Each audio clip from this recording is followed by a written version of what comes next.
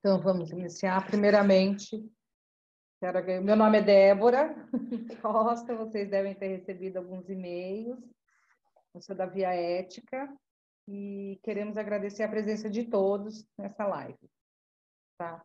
As perguntas podem ser feitas pelo chat, nós vamos respondendo na medida do possível. Ok? O objetivo desse evento, pessoal, é fomentar as empresas e as cooperativas agropecuárias com interesse na pauta de integridade, que se preocupa com a sustentabilidade e integridade. Para tanto, gostaríamos de agradecer a participação e disponibilidade dos palestrantes convidados. Começar por Cláudio Torquato, o chefe da Assessoria Especial de Controle Interno do Ministério da Agricultura e Pecuária e Abastecimento, o MAPA. Ele vai falar um pouquinho sobre o cadastro íntegro e o selo Mais Integridade. Cláudio. Opa, boa noite, Débora. Boa noite, colegas aí de live. Eu vou jogar aqui, Débora, a apresentação. Como ela está aberta aqui, vamos ver se aparece para você aí. Vamos lá. Nós vamos falar sobre um programa de integridade, sobre essa parte do programa de integridade do MAPA, que começou já com esse nome MAPA Íntegro em 2019, né? Recepcionando o programa que já vinha desde 2017, impulsionado a partir daquela ocorrência trágica aí da carne fraca, né? Que tanto abalou o setor. Você vai passando ou eu tenho como eu ir passando aqui, Débora?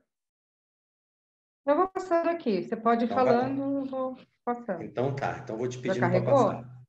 Carregou.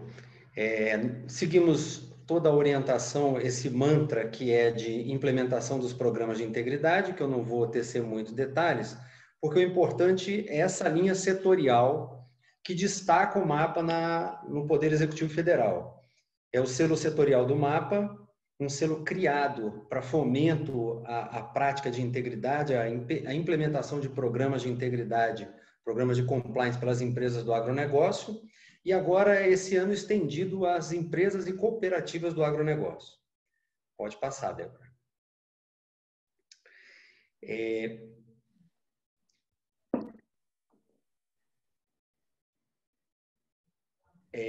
Na construção, nós sempre falamos que o selo de integridade, o selo do MAPA, é uma premiação do MAPA.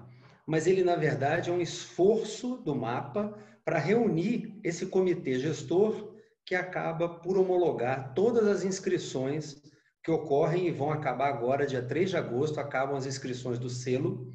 Estamos em processo de inscrição aberto desde fevereiro e que foi prorrogado por conta da pandemia. E toda a documentação apresentada ao MAPA é analisada e submetida a esse comitê gestor, que é fundamentalmente de entes não governamentais, né? Eu vou destacar aqui a parceria com Ethos e com Alliance, que foram parcerias fundamentais para a implementação dessa premiação. Vamos lá, Débora. Nesse slide aí, a gente tem uma provocação que foi feita ao Via Ética aí, falando um pouquinho do caminho suave, né? E foi uma ideia que vencedora do Adilson aí nessa implementação, de jogar a semente, e essa semente frutificar, nos levando ao cadastro e ao selo. O selo, para quem é premiado no primeiro ano, para a empresa ou cooperativa premiada, ele vem verdinho. No segundo ano, ele amadurece, ela ganha a amarelinha, né? Ela fica madurinha. E aí é o caminho mais suave. Depois nós entramos num caminho não tão suave, que é um caminho de excelência, que é o do Proética, que é o que a gente costuma dizer lá, que é o creme de la creme do nosso fomento à integridade no MAPA. É ver uma empresa do setor do agronegócio ou uma cooperativa serem premiadas no Proética da CGU. Até agora nós tivemos uma que foi uma empresa fumageira, né, que é do agro na essência, mas não reflete o agro na sua, vamos dizer, na sua essencialidade plena quando você pensa no agronegócio nacional, né? Vamos lá, Débora? Nesse contexto, ontem eu estava assistindo a live do meu amigo Renato aqui, que está comigo aqui, né? E ele estava falando um pouquinho ele estava falando sobre o fraudador, em entrevista a uma pessoa fraudadora, e eu estava pensando assim, quando é que a pessoa toma essa decisão, né? Então, essa decisão de vir e lançar programas de integridade surge na empresa em que momento? Qual é aquele start que fala assim, olha, hoje eu vou tomar essa decisão, acho que eu vou implementar um programa de integridade aqui. O que vocês acham, diretoria, né? E aí as associações de empresas do agro acabou sendo desde o início uma porta, um fomentador muito grande para startar esse processo. Não só a própria associação, mas ela como fomentadora das suas empresas. Nós fizemos inúmeras reuniões com inúmeras associações também, e que foram fomentando, é uma prática nova no ramo, só empresas que já têm essa pegada de comércio internacional, elas já transitam, integridade, compliance já é uma realidade no dia a dia dela, mas no setor como um todo, no grosso ali de médias e empresas que estão galgando ser grandes empresas no agro, ela ainda não tem essa realidade. Então, a primeira porta foi a associação. Vamos lá, Débora, minha mentora de slides aí. E agora o cadastro. O cadastro foi uma pegada na premiação do ano passado, foi uma pergunta que a ministra nos fez lá na premiação. Falou, olha, tudo bem, a empresa já tem um programa consolidado, nós já temos um programa consolidado, legal, mas e a empresa que quer começar? Como é que a gente pode ajudar ela? Então, para essas empresas que estão começando agora e foram movidas por aquela provocação interna, né, aquela decisão comportamental de falar assim, olha, eu agora vou entrar nesse caminho. O cadastro é para essa pegada mesmo. É para esse momento em que a empresa eu quero no ano que vem ganhar o selo. Então vamos lá, vamos começar pelo cadastro. Vai lá, Débora. Então o cadastro tem uma pegada mais inicial, ele é um banco de dados. Hoje nós temos empresas que se inscrevem e hoje eu até recebi uma ligação do Adilson lá para falar de um probleminha que estávamos na inscrição lá, né, Adilson? E já está acertado lá no banco de dados, no site de inscrição, no link de inscrição no mapa, e agora ele foi implementado esse ano e já está em pleno funcionamento e nós queremos, a empresa que está participando hoje, que vai apresentar o seu pequeno hall de documentos, ela tem 2 anos, ela não pode ficar eternamente no cadastro agroíntegro, ela tem em 2 anos tentar concorrer ao selo Mais Integridade. Então é um trampolim para o selo, que esperamos ser um trampolim também para o Proética. Vamos lá, Débora? Bom, quando ela se inscreve, ela já se inscreveu no cadastro, ela já começa a pensar ali, bom, eu preciso chegar no selo Mais Integridade. Como é que eu faço isso aí? Ela já vai galgando aqueles passos. As próprias documentações que ela apresenta para o cadastro agroíntegro vai levar ela a começar a preencher a documentação necessária para concorrer ao selo. Já falei sobre essa simbologia aí, sobre o que é esses dois, aí não vou repetir. Vamos lá, Débora?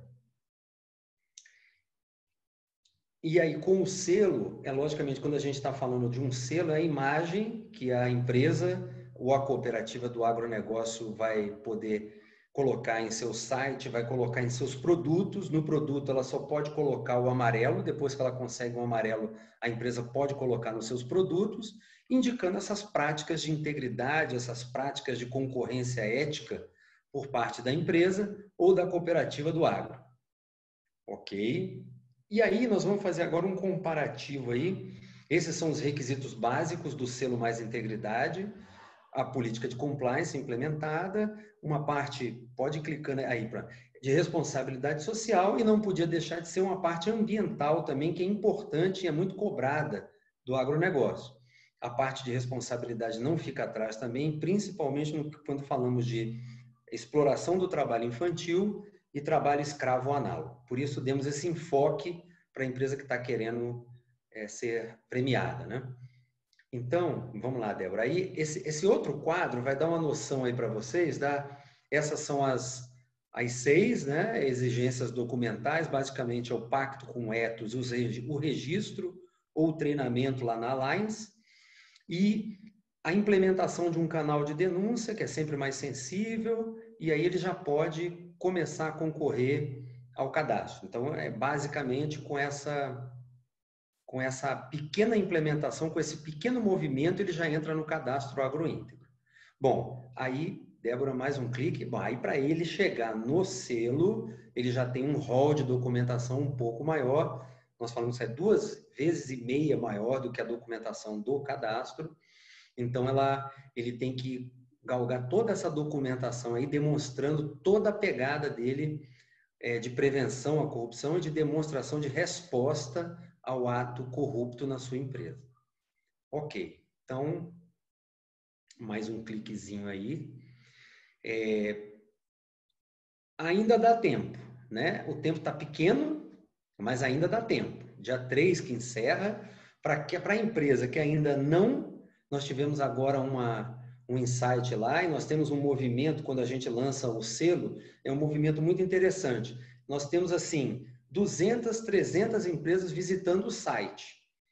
Mas, quando ela começa a ver lá as exigências, só parte das empresas pede o token, que é o token que vai dar acesso a jogar lá a documentação para a concorrência. Então, hoje nós temos 50 empresas já pegaram o token para lançar a documentação. Por isso que eu falo. Então, daqui até lá ainda dá para dobrar esse número. A gente sabe que o selo é uma concorrência mais complicada, tem que ter um programa mais azeitado, mas ainda podemos chegar a essa premiação que vai ser excepcionalmente no final do ano, é ali em dezembro, né? Normalmente o comitê se reúne no Dia da Agricultura, que, caso não saibam, é 17 de outubro, e esse ano o comitê vai se reunir 27 de novembro, e a premiação vai ser em janeiro por conta da pandemia, né? Bom, mais um clique aí, minha querida Débora. Nós não podíamos deixar de falar dos premiados. Os premiados são esses aí, que concorreram ano passado. Das 23 empresas que concorreram, 16 lograram êxito na premiação. Nós estamos querendo crer que aquelas que ficaram para trás vão concorrer de novo esse ano, né? Que já estavam quase lá para receber a premiação. E mais um cliquezinho aí, Débora, fazendo aí a última tela. Que se alguém quiser informações, vá no site, né, do mapa lá, no clique de assuntos, você tem o tema integridade, você vai poder ver toda essa apresentação que foi feita aí, com mais detalhes, com material técnico, tudo que você precisa para contatos. Mande e-mail, tem um e-mail específico na agricultura que é respondido diariamente, tem uma equipe que responde lá esse e-mail. E a gente sempre lembra, né? Todo mundo sabe João 8:32, tá tranquilo, todo mundo está decorado João 8:32, né? Agora Mateus 26:41, que é a próxima pegada, que é, olha, vigia e ora para não cair em tentação, porque a carne é fraca, né? Então a carne fraca marcou muito o nosso agro, né? Se o espírito está pronto, a carne é fraca. Então, vou ficar por aqui, quero ouvir também os meus colegas aí de bancada aí para ver o que eles vão estar falando. Eu agradeço a oportunidade, Via Ética, muito obrigado por estar aqui, por estar falando do selo num momento assim, em cima da hora, né, das inscrições, mas eu acho que é importante a gente estar movimentando o cadastro agroíntegro agora, que é um trampolim muito importante para nós do MAPA nesse momento. Obrigado a todos. Obrigada a você, Cláudio, pela atenção, pela participação. Nós que agradecemos todo o empenho de vocês aí. Agora, para dar uma continuidade, eu vou chamar o Pedro Guilherme Dex, convido a ele, controller da cooperativa Castrolândia. A cooperativa é formada por 1.109 cooperados, 3.394 colaboradores nas operações de agrícola, carne, leite, batata, feijão e administração. E na parte industrial, de carnes, leite, batata e cervejas. Tá? Vamos lá. Pedro. Tá joia. Obrigado, Débora. Boa noite a todos. Primeiramente, me apresentar aí, como a Débora falou, sou Pedro Deckers, trabalho na Castrolanda há 13 anos. Atualmente estou na posição de controller e dentro dentre outras atribuições, aí também sou responsável pela área de compliance da cooperativa. Então, inicialmente, eu gostaria de compartilhar aqui um material para fazer uma breve apresentação da cooperativa e aí, na sequência, um bate-papo sem uso de material de apoio. Pode ser? 1 minuto só, tá? Já passo para vocês. Se quiser, eu posso acessar daqui. Você pode? Espera aí, um minutinho só. Só me confirma se já está aparecendo. Todo mundo está vendo? Perfeito. Tá joia?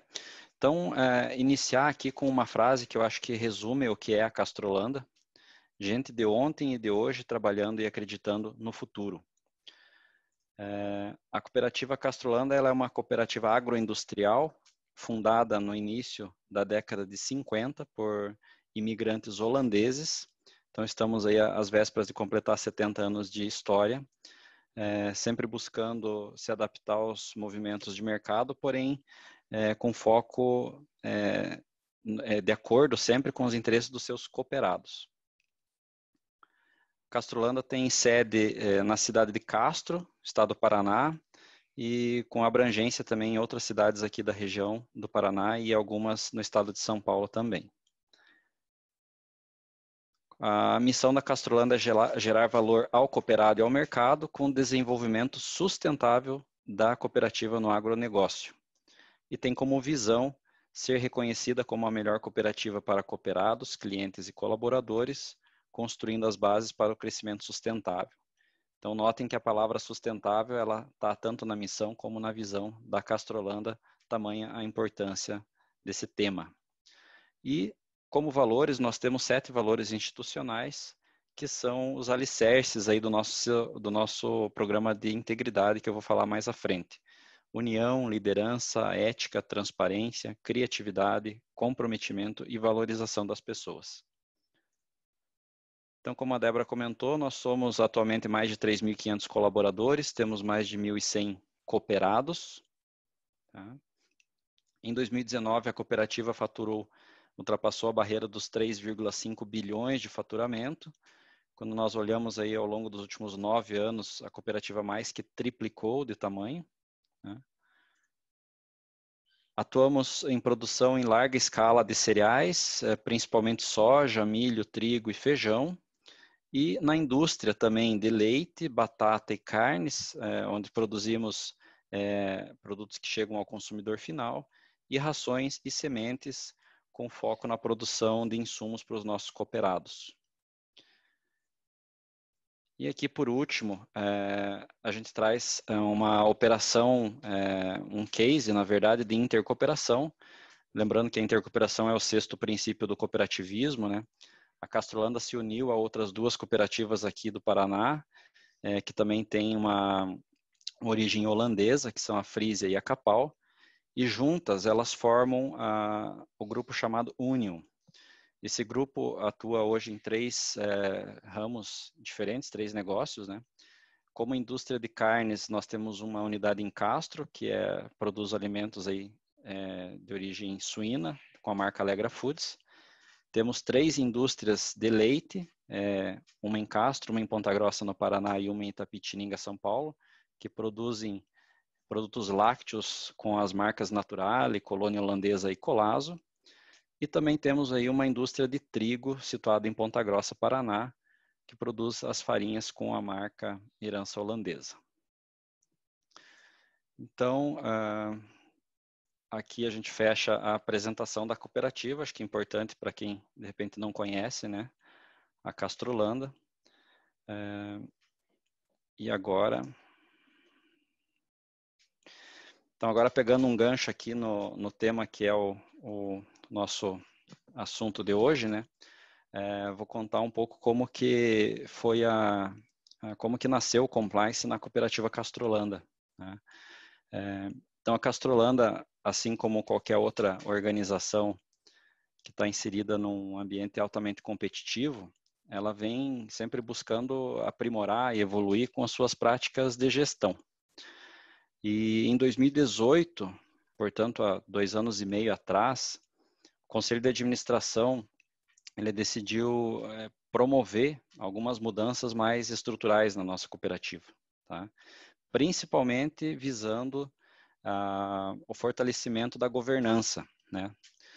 No nosso caso, esse foi o gatilho, né? Como o Cláudio comentou anteriormente ali, o que desperta o interesse das organizações, né? De iniciarem, né, um programa desse. No caso da Castrolanda, foi um desejo do Conselho de Administração em fortalecer a sua governança, tá? Então foi nesse momento que o Compliance nasceu em 2018.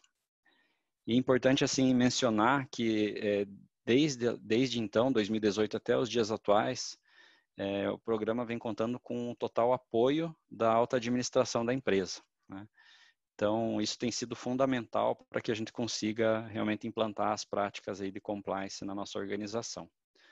Então, acho que esse seria o primeiro destaque assim, que eu gostaria de fazer hoje, que é a importância do apoio da alta administração. Sem o apoio, sem o patrocínio, né, da alta administração, não existe programa de compliance em qualquer organização. Então, também queria falar um pouco agora sobre a importância do compliance na nossa visão, né, para a nossa cooperativa. Embora ele tenha surgido desse desejo de fortalecer a governança da cooperativa, o compliance tem um viés extremamente importante, estrategicamente falando, até mesmo do ponto de vista econômico para a cooperativa, tá? A Castrolanda atua no ramo agronegócio, né, como todos sabem. Nós produzimos alimentos para o Brasil e para o mundo. A Castrolanda exporta para mais de 30 países. E é uma realidade que a gente percebe que vem se intensificando a cada dia, essa exigência, né, a necessidade de a gente atender às exigências do consumidor de alimentos, que ele está cada vez mais engajado em assuntos, né, em temas como sustentabilidade, saudabilidade e também integridade, né? Então, nós vemos o compliance como na verdade, a gente não vê o compliance como um diferencial competitivo, não é isso. Nós vemos ele como um requisito para a gente continuar competitivo no mercado, para que a gente possa continuar sendo a preferência dos nossos clientes, sejam eles pessoas físicas, consumidores, ou grandes empresas B2B, como as que a gente atende, empresas multinacionais e empresas nacionais também. Então, acho que esse seria o segundo destaque que eu queria fazer. O compliance, nós não vemos ele como algo bonitinho, para politicamente correto apenas.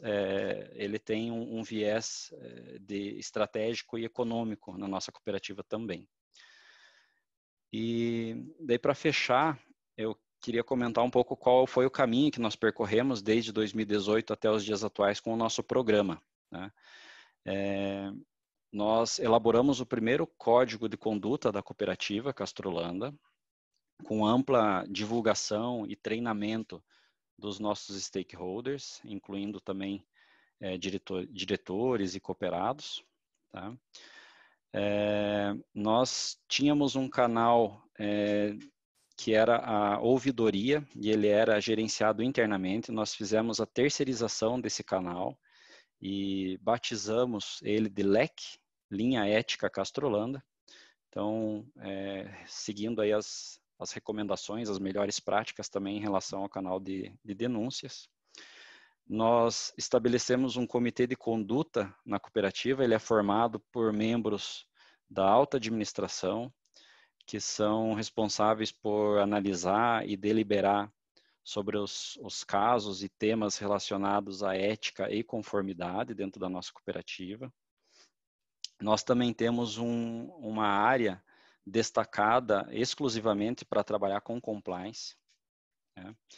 E no nosso entendimento, o compliance ele é um processo de aculturamento das pessoas, tá? E foi com esse pensamento, com essa ideia, que nós estabelecemos na cooperativa a cultura C, tá? Então, o que é a cultura C? Cultura, por entendermos que tem que ser um processo vivenciado diariamente, e o C, ele é de compliance, de correto e de Castrolanda. Então, por isso a gente estabeleceu a cultura C. E tem sido através da cultura C que a gente vem trabalhando diariamente, né, com sensibilização, treinamento e engajamento das pessoas, né, colaboradores e cooperados, e também com os nossos parceiros de negócio, né, com esse objetivo realmente, o intuito de educar e não o de punir, né? Acho que esse tem sido o nosso lema ali com relação ao compliance na Castrolanda, tá? Então, nós reconhecemos e entendemos que estamos aí, acho que no início de uma jornada, né? Um passo de cada vez. Sabemos também que tem outras organizações que já estão muito mais adiantadas e avançadas com seus programas de integridade, né? Mas a Castrolanda se sente nesse momento já apta a buscar o cadastro agroíntegro, e para o ano que vem a gente vai aí se candidatar para, quem sabe, sermos reconhecidos também com o selo, né, mais integridade, que virá para coroar aí todo o trabalho da Castrolanda. E quem sabe isso também possa servir de incentivo para outras cooperativas, né, seguirem o mesmo caminho. Então, da minha parte era isso, pessoal. Espero que eu possa ter contribuído de alguma forma aqui para o nosso evento de hoje. Agradeço o convite aí da Via Ética, foi um prazer. E aí me coloco à disposição também para maiores esclarecimentos ou dúvidas, tá joia? Ok, muito obrigado, Pedro. E, pessoal, vou pedir que, só para não ter muita interferência, se vocês puderem deixar o microfone no mute, nós agradecemos, tá ok? Agora, passar a palavra para o Adilson Rodrigues, diretor da Via Ética, né, empresa especializada em praticar o compliance, disseminando conteúdo, informação e auxiliando as empresas em sua implementação do seu programa de integridade.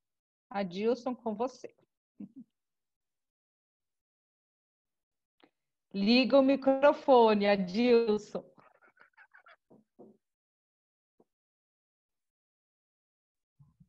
Obrigado, Débora. Ótimo. Pensei que estava no automático, mas obrigado a todos, pessoal, ao Cláudio Torquato do MAPA, nosso parceiro aí já de algum tempinho falando sobre o tema, né? Ao Pedro da Castrolanda, que está mostrando aí o caminho que está seguindo aí, muito bom. Ao José Borges, também da PIFPAF, né? Ao nosso amigo Renato, do IPRC, né? O Marcelo Lapola, da VLM Advogados, e todos aí que estão nos assistindo aí a esse evento, né? Uma das intenções, né, trazer todo esse pessoal para falar um pouquinho, cada um da sua parte da vivência do compliance, da integridade, né? Mas aí nós fizemos a ideia de chamar isso como caminho suave, né? Por que caminho suave? Porque, como o Cláudio falou, quando você começa, né, a olhar muito lei, muito parágrafo, muita exigência, parece que o negócio é muito difícil. Muita empresa quer fazer, quer implementar, mas acaba, às vezes, achando que o negócio é muito complicado, né? Então, uma das ideias aqui, gente, é tentar dar umas dicas também, né? Eu sei que o tempo não é tão grande para tudo isso, mas nós estamos aqui para poder ajudar. Quem tiver dúvida, manda um e-mail para nós, até para o próprio MAPA mesmo, que tem as perguntas frequentes, né, dos dois programas, né, Cláudio? Tanto do cadastro quanto do MAPA, do selo mais integridade. As pessoas podem perguntar e vai ficar simples, né? Então, naquela figurinha, né, que foi uma forma de a gente ilustrar o caminho, né, como foi dito lá com o Cláudio, né? Primeiro a decisão, né? Decisão e apoio. Por que eu vou ter um programa de compliance? Por que eu tenho que ser íntegro? Por que o meu negócio tem que ser correto, né? Isso eu acho que é uma coisa muito óbvia para todos nós, não só no agro, mas a cada dia que passa, né, gente, não tem mais espaço para ter as coisas sendo feitas de uma forma não correta. Isso não é bom para o negócio, isso não é bom para as pessoas e globalmente a gente vê a cada dia que isso está mudando. Então, o agro, né, como para nós aqui no Brasil, é uma economia, um setor muito, muito importante, né? Eu estava vendo ontem, não lembro a fonte exatamente, mas metade dos alimentos né, do Brasil é produzido aqui, é feito aqui a bilhões e bilhões, tanto no mercado interno e externo. Nós alimentamos o mundo, né? É um setor muito importante. E é um setor que tem que estar atento a isso, né? Porque lá fora e aqui todas as pessoas perguntam, né? Eu estou comprando de quem? Da onde vem isso? Como que é feito isso, né? A imagem é muito importante, não só agora, como até por situações que nós estamos passando no momento, vocês têm visto notícias de questionamentos, né? Do setor nosso, né? E o nosso setor, a gente sabe quanto demorou e quanto está sendo duro para mostrar as evoluções. Quem tá, vocês que estão no agro sabem disso. E às vezes uma notícia ou às vezes uma onda de coisas pode derrubar reputações ou esforços que estão sendo feitos. Então, a integridade, os reconhecimentos e os programas são muito importantes, né? Então a gente resolveu falar um pouquinho sobre isso, né? Então, falando do segundo passo, né, que é a decisão, apoio, né, e a questão de semear e cuidar. E até ilustrando para o agro é muito fácil, porque quem está nesse ramo sabe, não adianta eu plantar lá a semente, tudo virar as costas, daqui um ano eu vou lá colher. Se não cuidar, né, se não pôr lá um pouquinho de água todo dia, se não tiver chuva, se não tiver sol, né, se não tiver todo o tratamento, né, não vai acontecer. E o programa de integridade é a mesma coisa, gente. Não adianta contratar uma empresa lá, vamos ver todos os passos, vai lá, contratei um canal, põe, vira, distribui o código de denúncia, o código de conduta, e daqui a um tempo eu vou lá me candidatar e vou conseguir um reconhecimento. Não é assim, né? A gente envolve legislações, regulamentos, pessoas, que são uma das partes essenciais, e o apoio diário, o apoio mensal, etc, né? Então, os programas, independente dos níveis que estão, né, no início, no meio, no fim, eles podem ser alcançados tanto no cadastro quanto no selo, desde que a semeação e o cultivo, né, o cuidado seja feito. Então, como que a gente pode ajudar agora de uma forma assim um pouco mais prática para falar do cadastro? O cadastro, né, o Cláudio passou aí como é que funciona alguma parte. No site tem todos os passos, né, tem a medida provisória, né, Cláudio, que eu não lembro o número, que fala como tem que fazer. Ela é um pouco mais simples, mas ela tem que ser verificada. Então, você tem algumas documentações na parte de ambiental, tem a parte do canal de denúncias que você vai implementar com a condição de anonimato ou identificado, né? O código de conduta implementado, os treinamentos, né? Então, isso é o início, né? A primeira fase para você colocar lá junto com o Ministério para fazer parte de um cadastro, que, se você for avaliado e aprovado, vai ter um compromisso de que daqui a um tempo você pode chegar ao selo.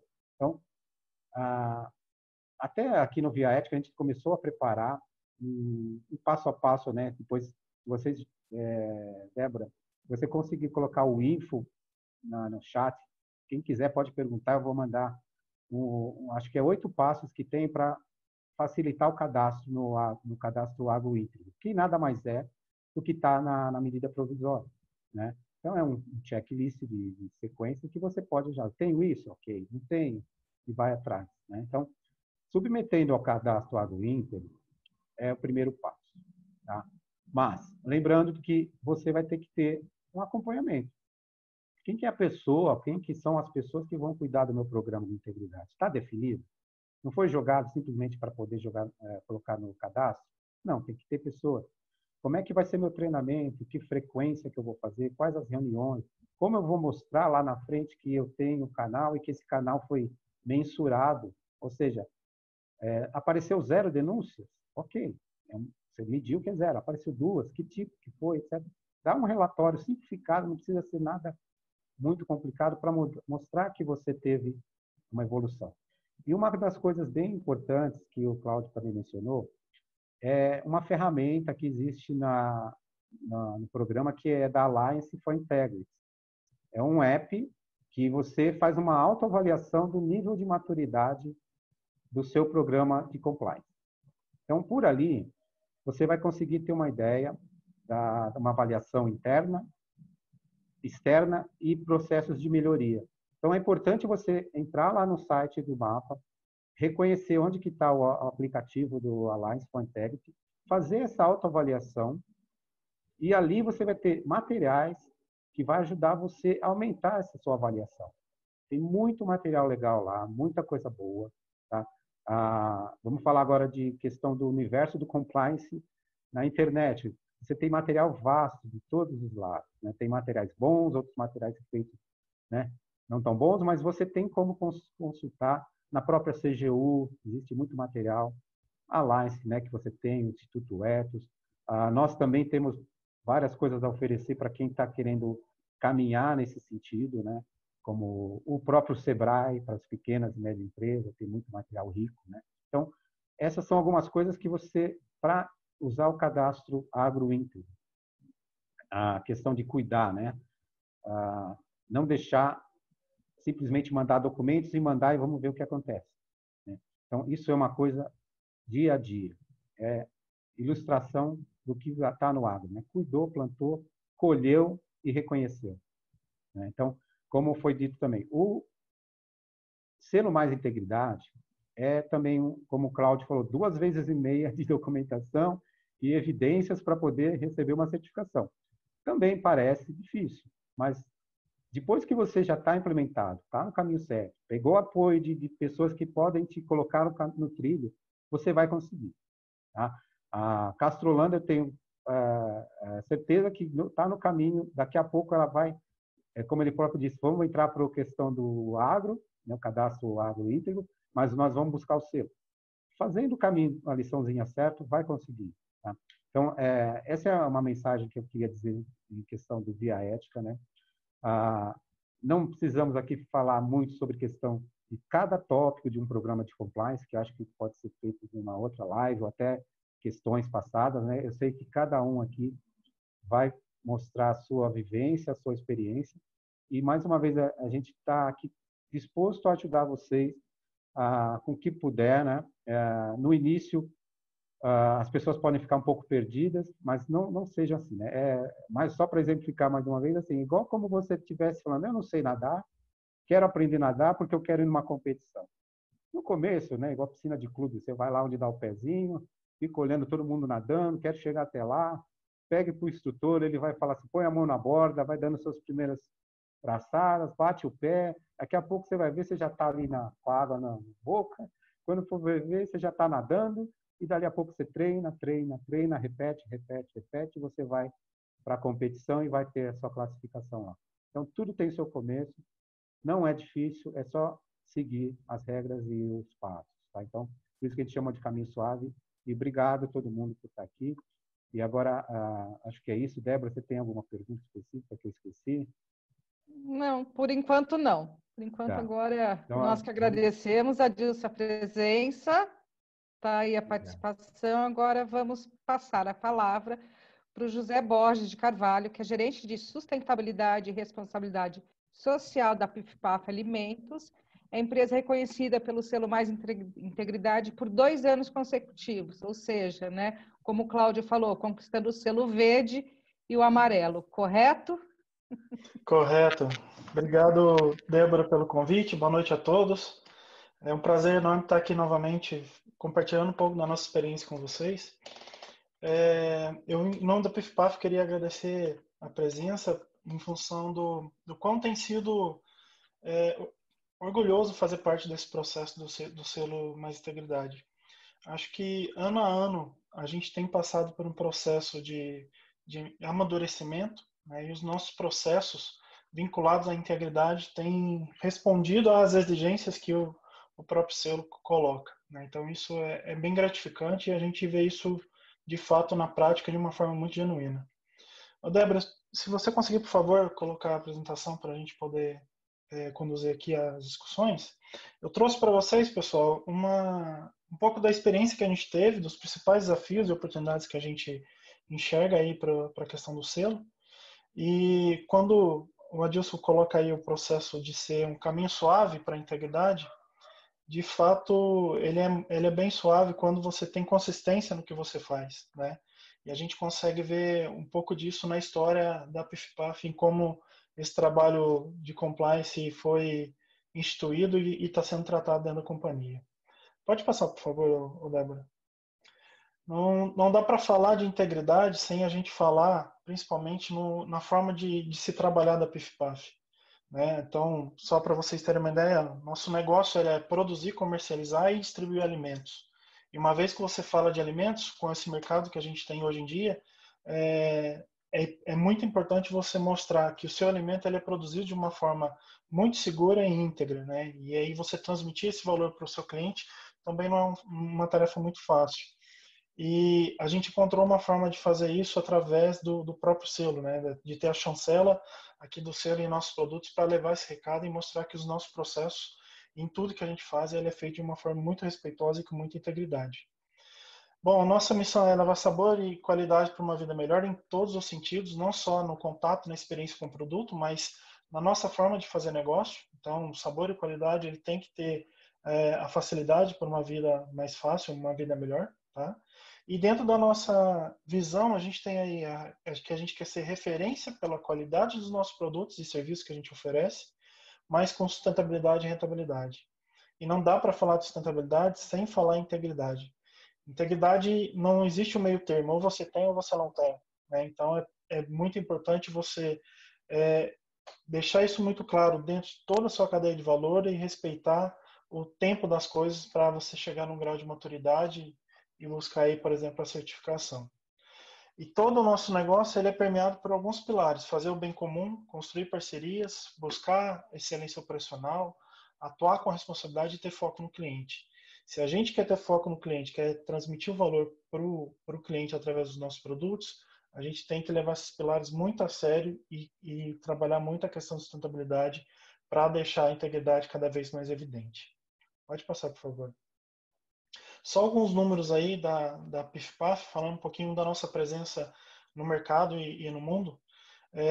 Nós somos uma empresa de 52 anos, tá? Completamos 52 anos. Temos 12 unidades industriais espalhadas aí pelos estados de Rio, Minas, Goiás, São Paulo e Santa Catarina, né? Com unidades industriais e centros de distribuição. E a gente tem aí mais de 200 mil entregas realizadas por mês. Para vocês terem uma noção do tamanho da nossa responsabilidade de levar esses produtos com qualidade e preservando a nossa integridade. Representamos hoje a marca PIF-PAF Fricasa, recém-chegado ao grupo em janeiro desse ano. Então, a gente tem aí envolvidos 8.500 funcionários em toda essa operação. Nós exportamos para mais de 20 países, né, e temos 800 itens no nosso portfólio.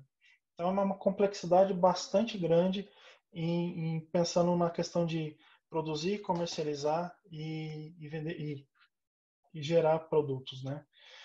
Olhando para outros números, né? Somos uma das 10 maiores empresas brasileiras no processamento de aves e suínos, né? Massas e vegetais, e temos mais aí de 70 milhões de aves abatidas por ano e mais de 720 mil suínos abatidos anualmente. Então é uma mega operação com muitas pessoas envolvidas, com muitos talentos, trazendo a sua dedicação para o dia a dia da empresa. E se a integridade não faz parte desse processo, essa empresa não tem a solidez que tem para buscar o crescimento que ela está buscando. Pode passar, por favor. Dentro do processo do selo Agro Mais, integridade, que até então, lá no início, a gente pegou essa denominação, a gente pegou um processo em que casou muito fortemente com as fases de amadurecimento do nosso programa de compliance. Ele é relativamente novo. Na primeira certificação, a gente tinha aí basicamente 1 ano e meio, 2 anos do programa rodando. Então, tinha muita coisa a ser feita, muita coisa a ser implementada, mas a gente tinha um plano muito robusto e muito detalhado do que a gente queria como um programa de compliance bem executado. Então, uma das vantagens que a gente enxergou é como que a gente pode transmitir aos nossos parceiros tudo que a gente está conquistando a partir do selo, em função do trabalho que a gente fez com o nosso programa de compliance. Então, no primeiro ano do selo, a gente viu uma classificação muito grande, né, na melhoria das operações financeiras. Então, quando a gente acessava qualquer fundo de investimento ou qualquer banco, o critério de avaliação desses bancos começou a ser um pouco mais flexível em função da certificação que a gente obteve. Com o segundo ciclo, isso melhorou ainda mais, né?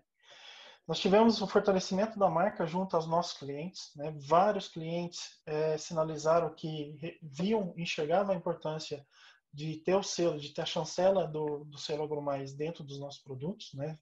Ali impresso nas nossas embalagens. Os nossos movimentos internos, né, ganharam muito mais exigência e adequações frente ao programa de compliance. Então, todas as áreas viram que era muito relevante trabalhar essa temática, que a gente devia seguir à risca o que o nosso programa de conduta, Código de Conduta recomendava, né? E isso trouxe o quê? Mais energia para que o programa de compliance, código de conduta e o canal de denúncia ganhasse cada vez mais força dentro da companhia. Um processo supernatural que acontece quando você implementa o canal de denúncia é você ter um monte de denúncias de tudo quanto é tipo.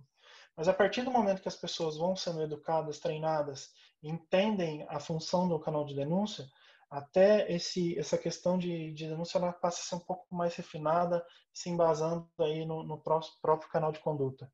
Isso aconteceu muito naturalmente com a implementação do nosso canal de denúncia, que é chamado canal aberto, né, que toda a companhia pode ter acesso 24 horas por dia, nas diversas formas possíveis, mas que depois que a gente obteve o selo AgroMais, isso passou a ser um processo muito mais visível aos olhos dos próprios funcionários e de todos os stakeholders com que a gente mantém relacionamento, de uma maneira mais natural, porque enxergam a seriedade que esse canal tem em função da chancela que o selo traz.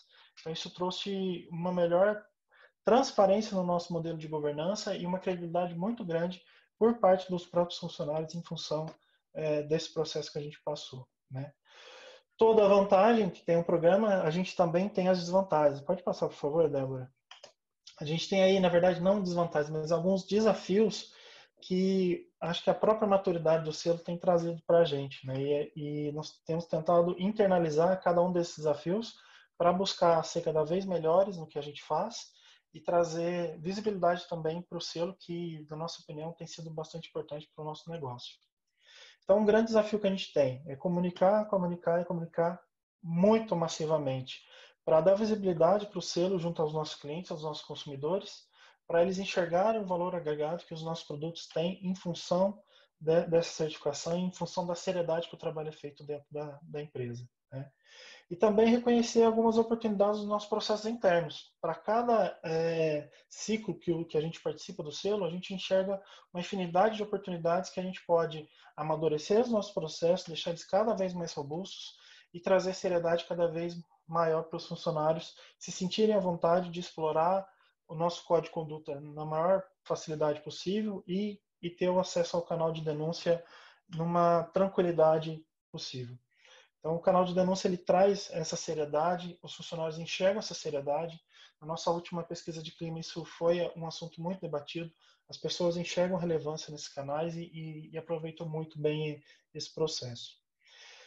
No início desse ano, aí, com a chegada do Covid, a gente se deparou com um grande desafio, que era principalmente continuar com o nosso programa de capacitação, né, e executar ele de acordo com o cronograma que a gente havia estabelecido.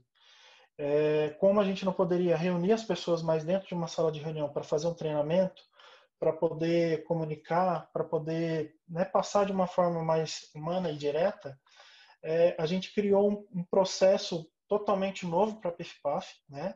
Nós criamos uma ferramenta de comunicação que é o PIFcast, que é um podcast da PIF-PAF, e dentro desse podcast a gente elaborou um conjunto de conteúdos para poder levar alguns conceitos que até então estavam dentro do nosso programa de capacitação.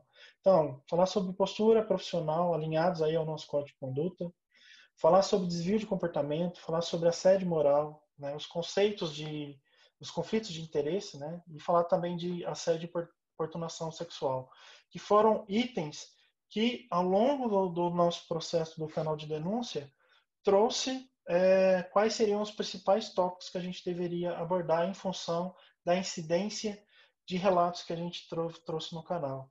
Então, o selo nos proporciona isso, né? De a gente se organizar, de enxergar oportunidades, de melhorar processo, de inovar processo, para poder ser cada vez melhores. Esse canal PIFcast foi super aceito. Em um momento de Covid em que a gente não pode fazer aglomeração, as pessoas gostaram muito do formato, né? Chega de uma forma super rápida em todos os níveis da companhia e a gente consegue aí garantir que os conceitos e o código de conduta está sendo bem implementado, reciclado e o conceito está sendo levado às pessoas.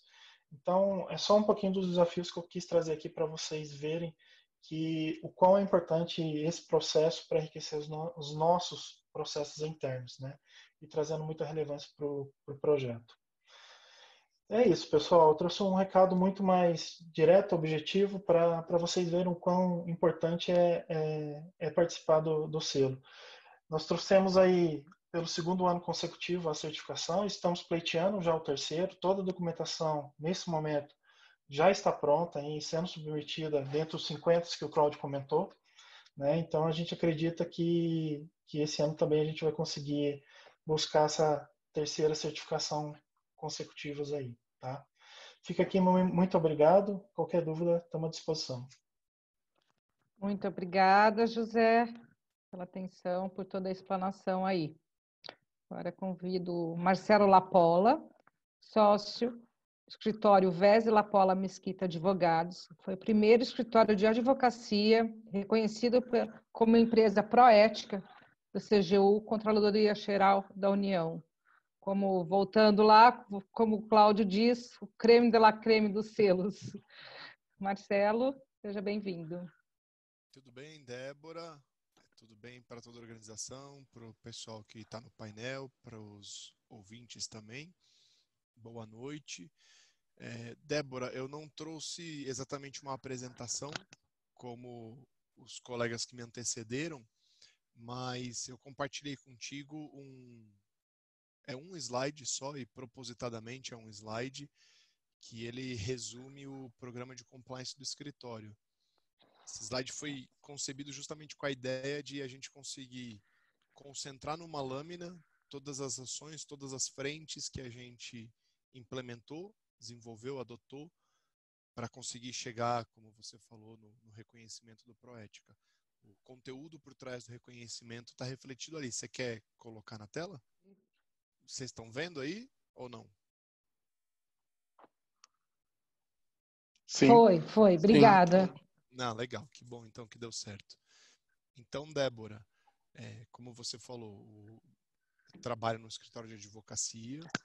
É um escritório que, em termos de dimensão, não se parece com a cooperativa Castro Holanda, com a PIF-PAF, mas que para o nosso segmento é um escritório de grande porte. A gente tem 300 pessoas no escritório, também tem uma atuação em âmbito nacional e a gente trabalha representando os nossos clientes junto a órgãos públicos, inclusive oferecendo serviços de compliance, e tudo isso faz a gente ser vitrine justamente daquilo que a gente prega. E claro que também por questões pessoais, de valores, de identidade, a gente em determinado momento, na verdade o momento foi na fundação do escritório. O escritório, apesar do tamanho, só tem 5 anos, e isso era alguma coisa, era um lugar comum para todos os sócios fundadores, que a gente deveria, antes de oferecer serviços, se preocupar em fazer a lição de casa, em ter o nosso próprio programa. Então, hoje falar que a gente obteve o selo Proética, talvez não dê a dimensão do tamanho do projeto em si que foi para nós buscar o selo Proética. Então, para mim é um projeto de 5 anos, porque ele vem desde a fundação do escritório. E a maneira que a gente materializou esse projeto é essa que está aqui na tela. Então, a gente tem 1, 2, 3, 4, 5, 6, 7, 8, 9, 10 frentes que compõem o nosso programa. Eu sei que quando a gente fala de pilares de programa de compliance, de integridade, tem as classificações que falam que são 4 pilares, 6 pilares, 7, 8, 11. Para nós, essas são as frentes que a gente implementou dentro do nosso escritório, sob o nosso programa, para alcançar o resultado que a gente teve. Então, o primeiro pilar para nós, ou a primeira frente, foi o código de conduta. Então, é um código de conduta que ele, vale dizer, está em constante aprimoramento. Ele, por ano, tem pelo menos 4 versões, de tanto que a gente está sempre revisitando ele, enfrentando situações novas, inéditas e buscando aprimorá-lo. Ainda na parte documental, desculpa, voltar para o código, né? O código ele vem a definir os padrões de conduta, os principais padrões de conduta que a gente espera de quem trabalha conosco, dos nossos parceiros e também dos nossos clientes. E aí ainda nessa parte documental a gente complementa com as políticas que são específicas de determinadas atividades, então algo que a gente chega num nível de detalhamento maior do que a gente tem no código. Feito, uma vez concebido esse arcabouço teórico, a gente passa para a etapa de treinamento e a gente faz muito treinamento no escritório, tem treinamentos que são semestrais, treinamentos que são trimestrais, treinamentos que são mensais, então tem mês que a gente chega a ter 3 treinamentos no escritório, além do grupo de estudos, que está aqui um pouco adiante, que também faz reuniões mensais. E aí, a partir disso, a gente conta com um monitoramento interno nosso, então nós mesmos fazemos o monitoramento do nosso programa para buscar manter esse constante aprimoramento, mas a gente sabe que não tem todas as respostas, a gente sabe da importância de contratar terceiros para nos ajudarem na evolução, então a gente sempre contrata auditorias externas, além da nossa própria auditoria.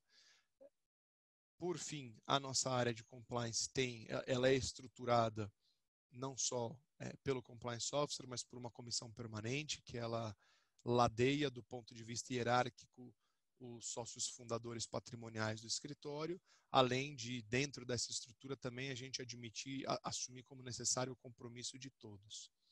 E aí, por fim, temos o nosso canal de denúncia, que é um canal de denúncia terceirizado, que segue as boas práticas, as melhores práticas de mercado, e tudo isso é objeto de uma comunicação constante, seja interna, seja externa, seja nas nossas redes sociais. Acho que se existiu para nós uma fórmula, e eu compartilho com felicidade, porque eu espero que mais gente use essa fórmula, ou mais do que isso, que mais gente tenha o mesmo êxito que a gente teve no reconhecimento, porque isso só significa que a gente está dentro de um meio mais probo, mais íntegro. Então, acho que quando eu compartilho isso aqui, inclusive com concorrentes nossos, eu estou tentando levar a régua do próprio mercado que eu estou inserido. Então, a gente falou muito do segmento agro, falo bastante também do segmento jurídico, até porque a gente tem algumas dores que são específicas do segmento jurídico e que a gente buscou endereçar com o nosso programa. Então, acho que não sei se você quer fazer alguma pergunta específica, Débora, mas para além do que eu cobri, mas posso até, inclusive, deixar de compartilhar a tela, porque esgotei esse conteúdo, tá? Não, a gente está deixando as perguntas para o final das apresentações, porque aí a gente consegue, falta o Renato agora para fazer toda essa contextualização aí que a gente deixou, porque deixa eu apresentar o Renato Santos, diretor acadêmico do IPRC Brasil, que é o Instituto de Pesquisa do Risco Comportamental. E falando um pouquinho, né, ele vai falar um pouquinho, não, o quanto é importante a mudança, né, comportamental dentro da governança corporativa. Renato, seja bem-vindo, obrigada pela sua participação e atenção. Muito bem, boa noite a todos, muito obrigado pelo convite.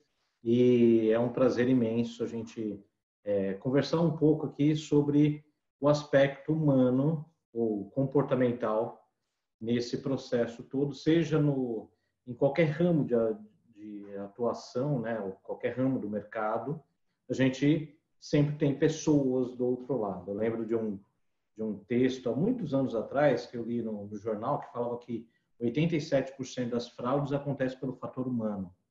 Aí a minha dúvida é o seguinte, o resto acontece como, né? É o Matrix que decide cometer a fraude, né? Ou no caso do agro, é o boi que vai lá e vai cometer a fraude? Lógico que não. É sempre uma pessoa. Então, é importante a gente entender isso e aí, para isso eu trouxe aqui uma pequena apresentação, mas eu acho que é reflexiva que aí eu queria apresentar para vocês sobre alguns gatilhos comportamentais que levam a pessoa a agir em não compliance, né? Agir contra o que a organização espera. Então, eu queria projetar aqui. Vamos lá. Já estão vendo? Conseguiram ver? Está projetado? Então, beleza. Vamos começar, então, já com uma reflexão aqui.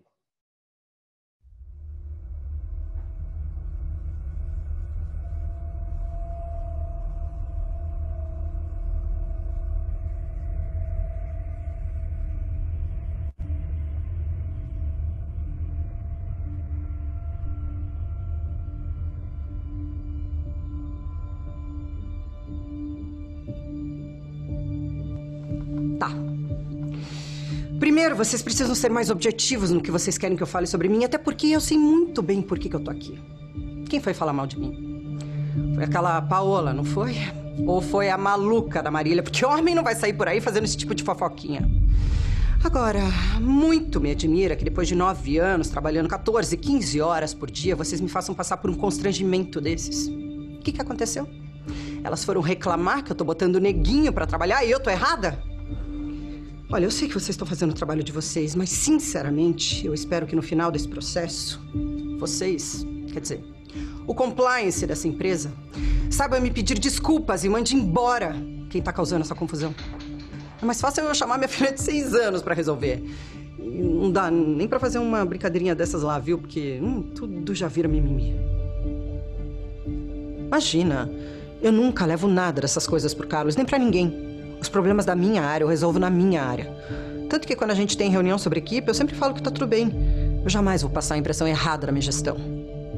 Tanto que quando eu vejo uma maçã podre, eu mando logo embora, eu nem perco meu tempo. Aquelas duas é que me aguardem. Eu só não resolvi o caso do André porque o Carlos já teria dado falta dele. Mas agora... Coitado. Não vai ter jeito, né? Pelo menos dessa vez... Ele vai ter motivos pra ficar deprimido, né? Justo esse diretor aí que eu repassei aos PSTs, o nome dele é João. Justo ele nunca me valorizou aqui dentro. Eu sempre fui o cara mais esforçado da área. Sempre quis ajudar.